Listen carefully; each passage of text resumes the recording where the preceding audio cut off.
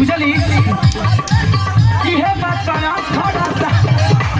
खेला दी ना हो किसी ना खेसारी हो गुआ तारे चोली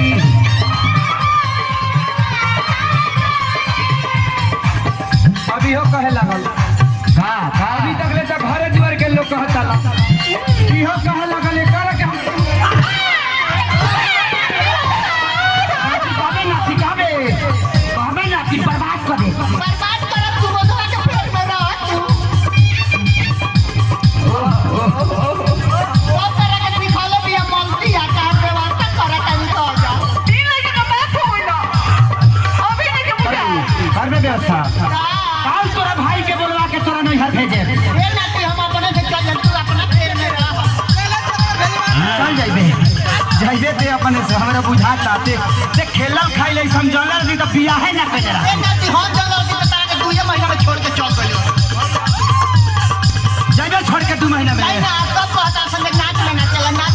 झुमका पैसा ना चला तो का करती है ना फिर जौन हमारा लागत तो हमारा लागत तो का करती से ना मनबे ना मनबे ना माने का करबो मनबे ना मनबे क्या कर ले ना भी आज मारो दिन जेल में बनवाए सारे के छोड़े बनवाइबे की कला ह ए करे जा ए कला के